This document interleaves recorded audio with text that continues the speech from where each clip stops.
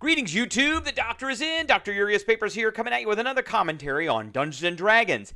And today on the Doctor Spell Prognosis, we are talking about the spell Spirit Shroud, and we're giving this spell a B+. We're going to talk about how the spell works, how it can be used, how DMs can use it, because there's a particular thing in here, and what classes. But first, don't forget to hit that subscribe button. If you like this video, hit the like button. And if you have any questions or comments, please leave a question or a comment. All right. Spirit Shroud is a third-level spell that does require concentration. That's one of the reasons why I'm not giving it in the A category, because it does require concentration. And it is usable by all clerics, all paladins, all warlocks, and all wizards. It's from Tasha's Cauldron of Everything. And it's got a bonus action casting time, which is great. That's a great one. So we could cast this and then start taking advantage of the extra damage that we're going to do right away. It has a range of self, verbal, and somatic.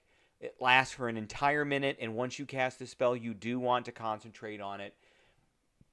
There's no saving throw, and it can do radiant, necrotic, or cold. So you call for spirits of the dead, which flit around you for the spell's duration. They can't be attacked. So until the spell ends, any attack you make deals an extra D8 damage when you hit a creature within 10 feet of you. So that kind of prevents ranged attacks, more or less. But it doesn't prevent the use of reach weapons like halberds and things like that. This damage can be radiant, necrotic, or cold.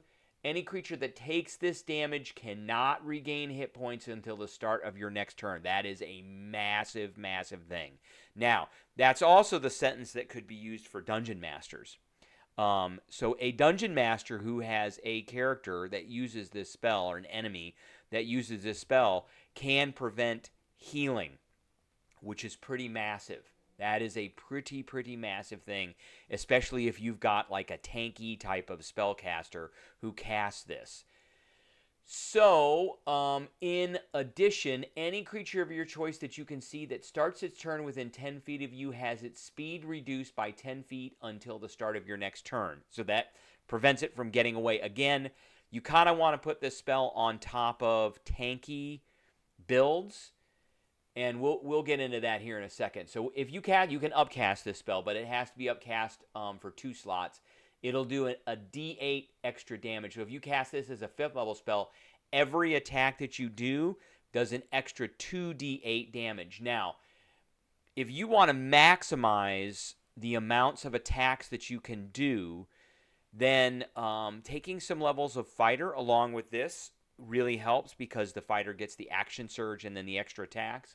But I want to look at some of the classes that are down here that we can use this with. Paladin, I like the Oath of the Crown Paladin with this just because of the Champion's Challenge. So as a bonus action, use a challenge that compels other creatures to do battle with you. Each creature of your choice within 30 feet must make a wisdom saving throw. On a failed save, it can't willingly move more than 30 feet from you. And so that kind of locks them in place so that they're going to stay within a reasonable distance of you so that you can do this extra damage. So that's one of them. Oath of Vengeance is another one that I do like. You can abjure an enemy. They can become frightened. And then you get the Vow of Enmity, which gives you advantage on hitting them. For clerics, I do like the War Priest, particularly because the War Priest can get a number of extra attacks, a number of times equal to their Wisdom modifier, and then they get the Guided Strike as well, and they get this Divine Strike, where they can do this extra damage. This is not concentration damage. So at 8th level, you gain the ability to infuse your weapon strikes with divine energy. Once on each of your turns, when you hit a creature with a weapon attack, you can cause it to deal an extra D8 of damage of the same type as a weapon. And that's every time. So that's a good one. For the Warlock, I like the Hex Warrior and Hex Blade. Obviously, you get the bump to your crit rating when you Hexblade Curse them, which is not a concentration. And then you get the bump to damage rolls equal to your proficiency bonus. For the Wizard, I like the Blade Singer because you get extra attacks. And, well, because you get extra attacks. Now, right down here. Now, the other wizard that could use this could be a School of Abjuration wizard, too, who is who can be kind of tanky as well.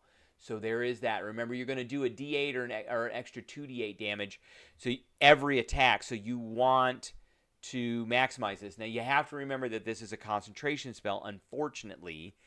So you can't do things like Spirit Guardians or Hex on things if you're a Warlock, because those are all concentrations as well. So, all right, that's what I got for everybody today. I appreciate everybody tuning in, and I will catch everybody later.